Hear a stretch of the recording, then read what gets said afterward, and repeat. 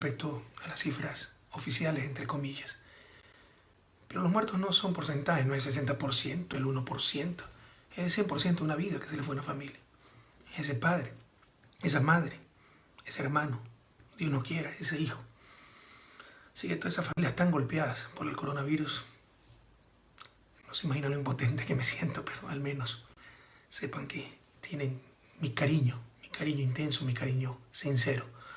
Y también la gratitud para aquellos que siguen arriesgando su vida por salvar las nuestras, empezando por el personal de salud, pero también los policías, los militares y, como ya he mencionado, todos los servidores públicos y privados que siguen en sus actividades durante esta crisis para proveer lo elemental para que el resto de la sociedad pueda mantenerse a salvo.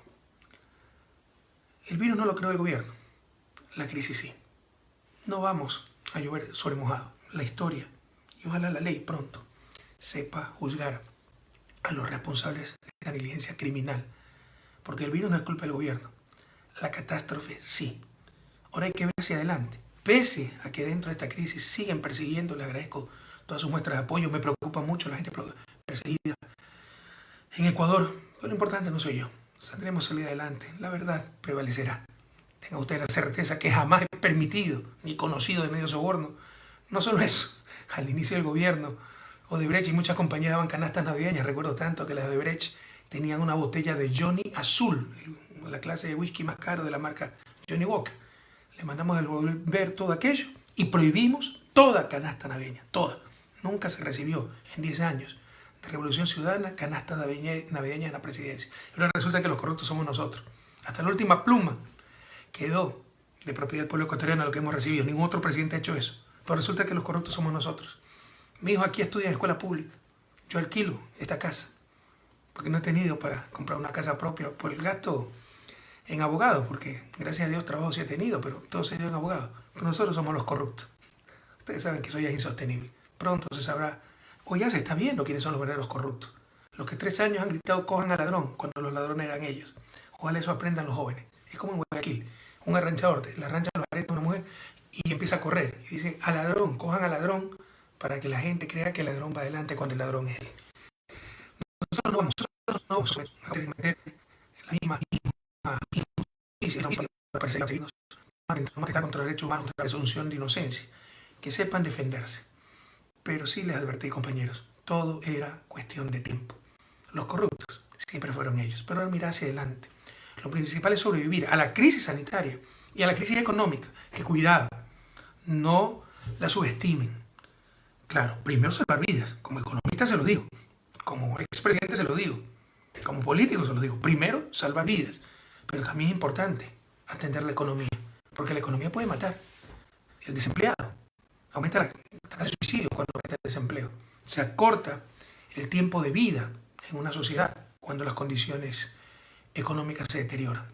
Ahora a salvar vidas, a tener mucho cuidado con romper ya la cuarentena, a tener planes de emergencia, a tener equipados los hospitales, a tener pruebas y más pruebas, como se dijo, y lo hicieron tarde y mal. Pero tenemos que ahora también atender la terrible crisis económica que se avecina, no solo por el coronavirus.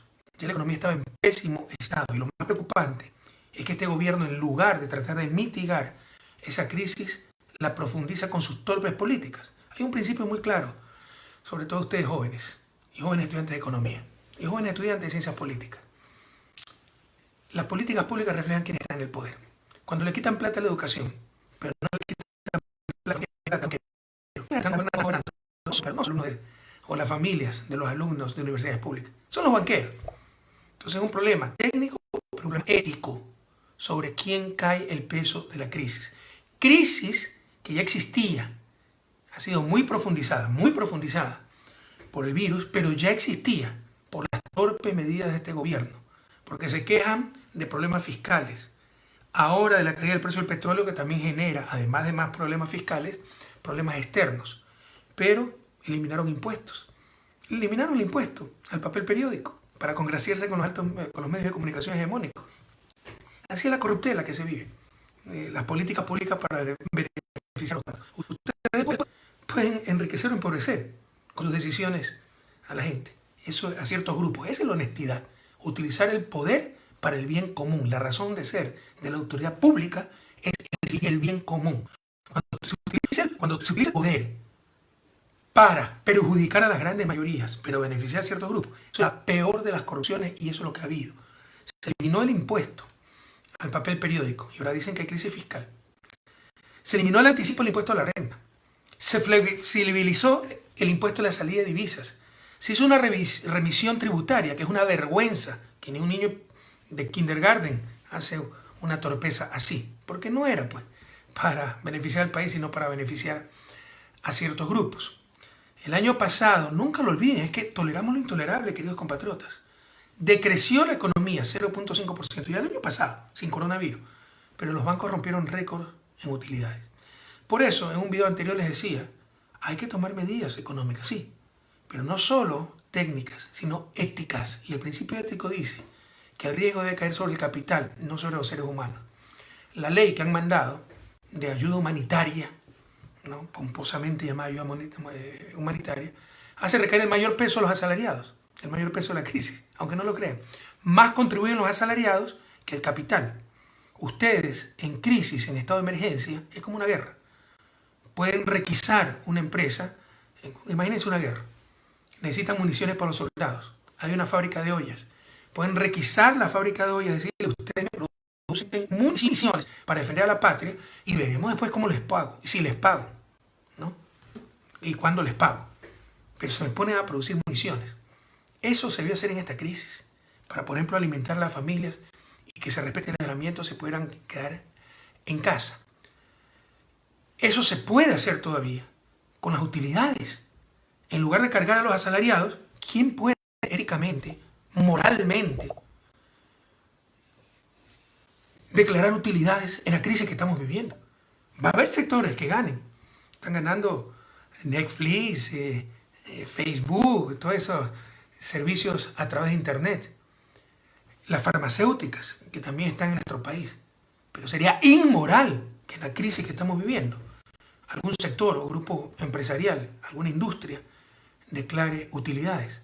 Entonces, el estado de excepción y la Constitución permiten captar esas utilidades. En lugar de que el ser humano, el trabajador, el asalariado, sea el que más contribuya para paliar la crisis, que sea el capital y sobre todo las utilidades empresariales y sobre todo las utilidades de los banqueros, que el año pasado, les insisto, rompieron récord de utilidades y como la superintendencia de bancos ahora nuevamente vuelve a ser una sucursal de los banqueros, la señora encargada acaba de aceptar repartición de dividendos en esta crisis. ¿Se pueden imaginar ustedes?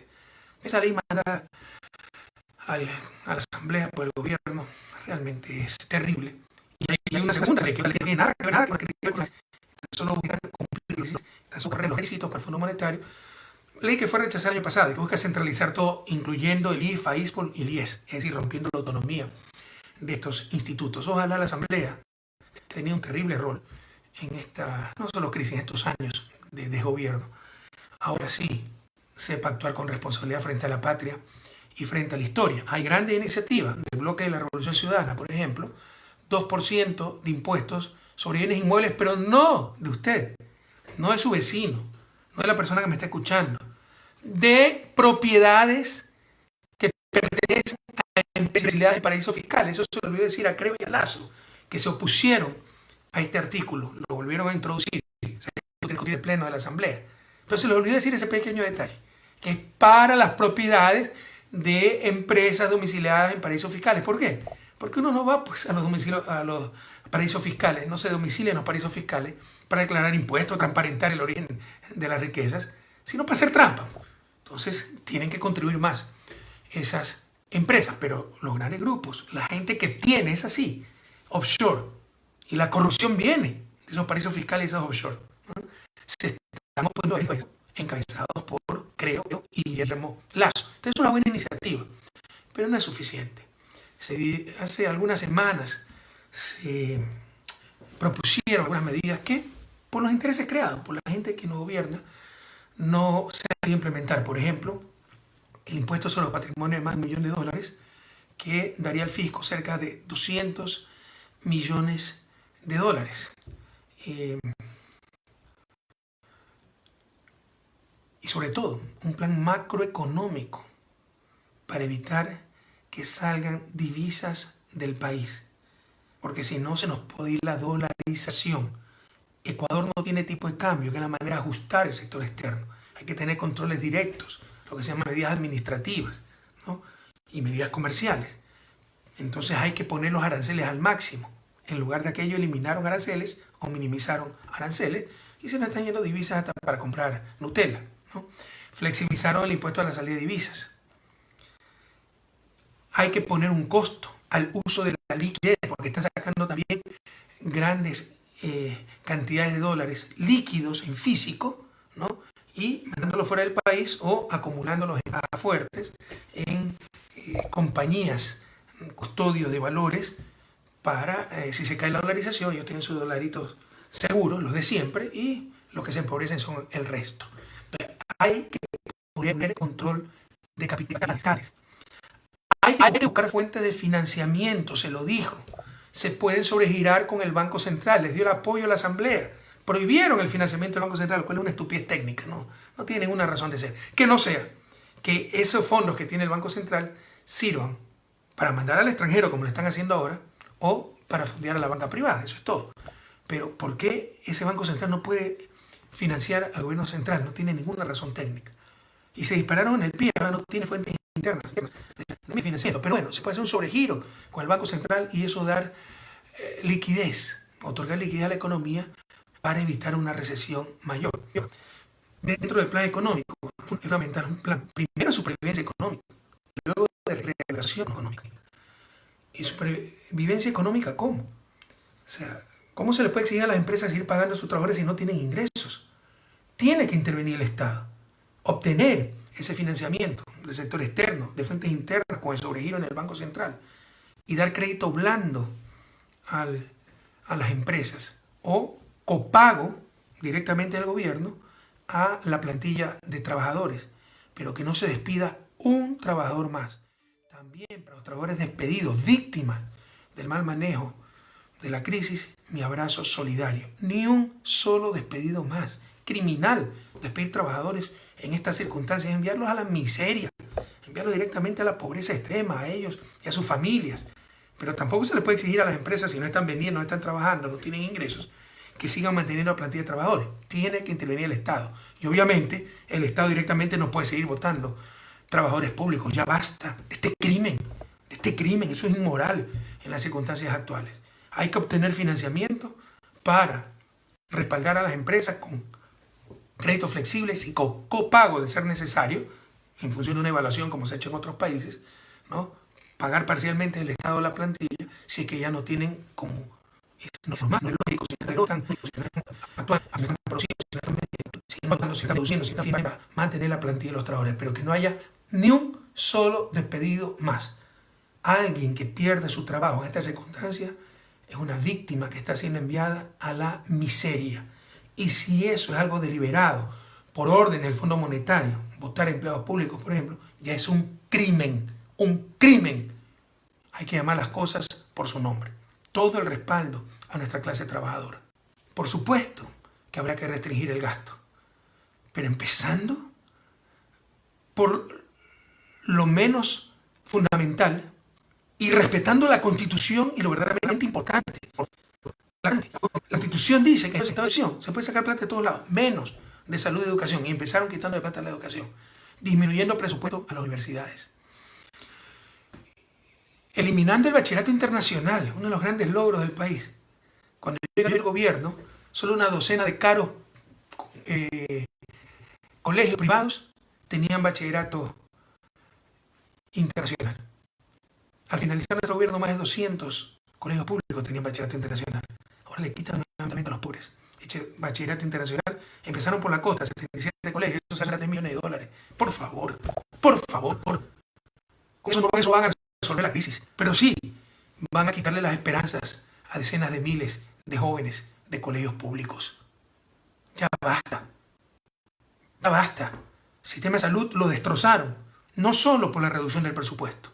No solo porque votaron miles de funcionarios del sector público. Dijeron que no había que hacer hospitales, sino que era suficiente la medicina telemática. ¿Recuerdan eso? Acabaron el convenio con Cuba. 400 médicos cubanos regresaron el año pasado a Cuba. ¿Cuánta falta nos hacen esos médicos? Pero no solo fue aquello, entendamos lo que pasó. Se lo dijo en su momento. Lo dijo Jorge Glass. Y por eso lo persiguieron. Por eso lo encarcelaron. Había un reparto, le llamaron diálogo al reparto de la patria, jóvenes. Ustedes no vivieron el pasado. Ese era el país del pasado. Para comprar este voto en la asamblea, tú llévate al Hospital del Niño de UMED. Para el otro voto, Quiñones, tú llévate al Hospital del Sur, del Seguro Social, Teodoro Maldonado.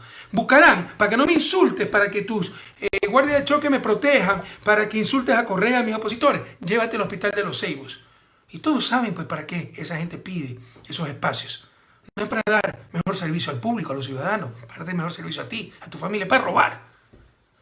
Para contratar con sobreprecios. Ahí sí hay sobreprecios. Cuando algo cuesta 10 en el mercado, ¿no? Y ese mismo algo le están comprando a 30. Eso es sobreprecio. No es que si compras 1000 mascarillas 10, sube el contrato porque compraste 1200. No se reajusta el contrato. Cuando la misma mascarilla la compraste más caro. 3 años han dicho que por todos lados había sobreprecio en mi gobierno. No hay un juicio de sobreprecio. Es mentira. Era reajuste de contrato. Por ejemplo, en carretera, en los Andes, es muy difícil. Con un estudio siempre hay pero otra cosa que es los precios 10 eso es sobreprecio, pero para eso querías esos hospitales. No voy a morir con ese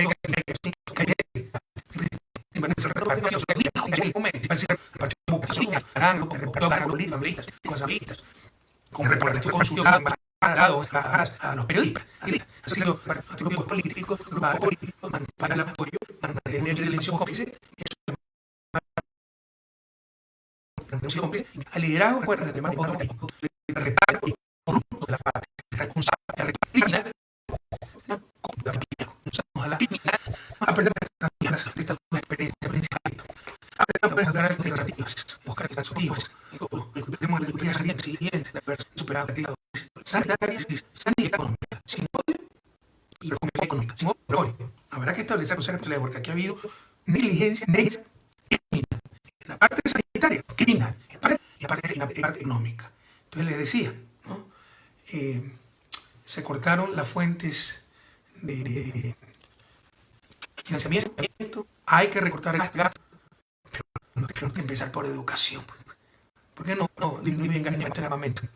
¿Por qué no disminuyen gastos que adquirieron después de octubre para reprimir? Porque esta gente no seguía los países, por el miedo, cobardía, como por experiencia, por coyuntura, tan fuerte, y por la comedia, los más fuertes son las Fuerzas Armadas, pero y la Fuerza de la gran mayoría. Siempre vamos a traer decisiones a la gente, sino que hubiera preferido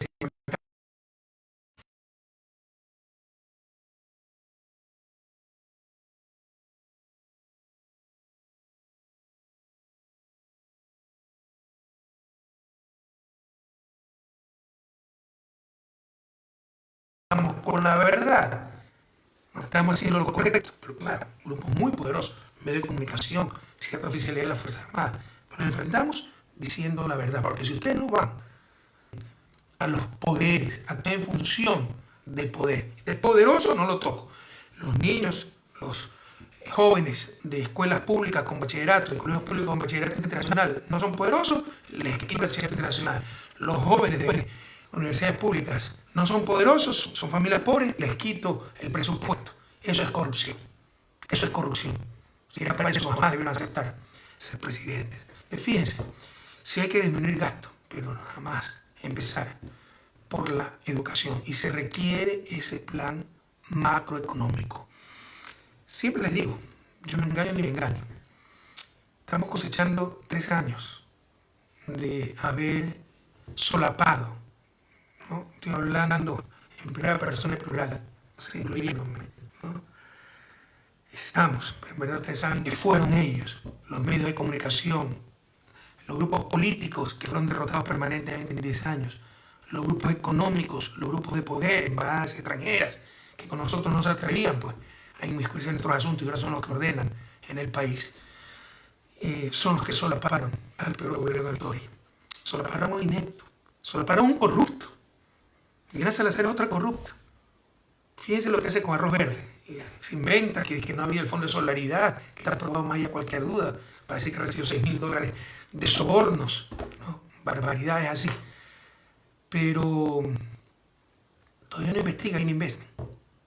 Con el número de cuenta 100, raya 4, raya 10, 71, 378, Balboa Bank, Panamá, Ininvestment, la cuenta, INA por los nombres de las hijas de Carolina y Lina. Ahí está la plata que este señor a través de su testaferro con Patiño ha recibido por contrato con el Estado. Lo sabe Diana Salazar, lo saben los periodistas.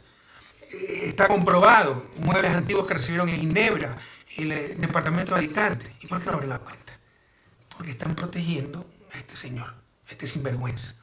Pero esto nos ha costado demasiado. Ojalá también, incluso la gente mala fe, la gente que odia a Correa, pero algo de patriotismo le queda, no vuelvan a cometer esta barbaridad.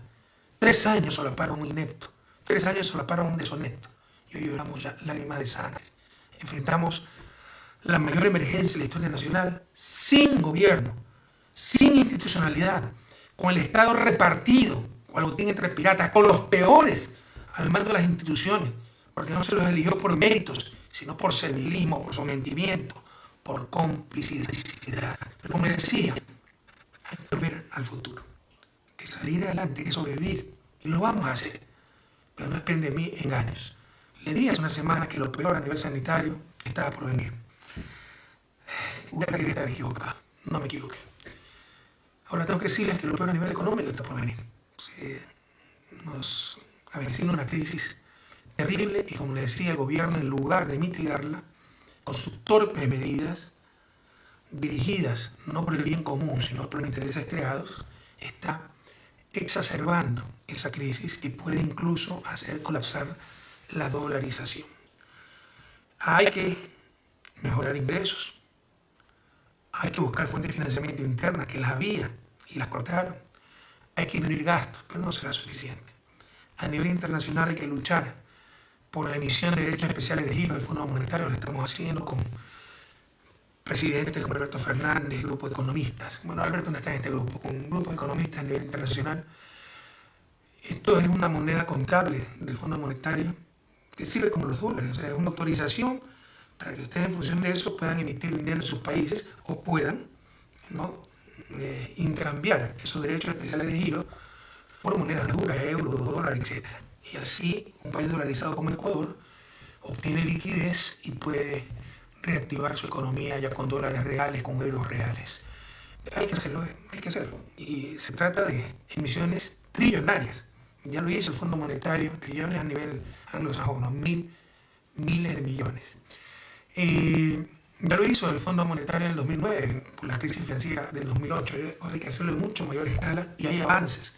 Ya hasta congresistas estadounidenses han presentado la propuesta respectiva en el Congreso. Hay que pedir la condonación de la deuda externa latinoamericana por motivo de fuerza mayor. Ahí sí está Alberto Fernández en ese grupo con otros dirigentes latinoamericanos y mundiales. Yo también modestamente participo de ese grupo.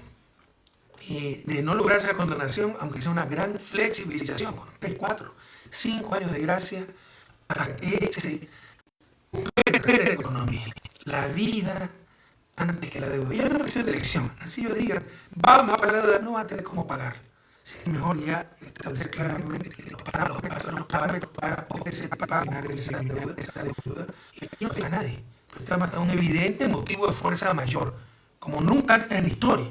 No es que se puede seguir pagando esa deuda. Hay experiencias mundiales, Alemania en 1953, por ejemplo, que dejó también de pagar su deuda por motivos de fuerza mayor. Hay que buscar cooperación internacional. Los países más ricos, que también están sufriendo la crisis. Europa debe crecer 7%. Pero tienen altos niveles de productividad. Se pueden recuperar, tienen excedentes, tienen riqueza acumulada. Una cosa es lo que ustedes obtienen cada año, el producto, otra cosa es lo que tienen acumulado, por siglos de tener un alto producto. Tienen riqueza acumulada, tienen que dar paquetes de ayuda a los países emergentes.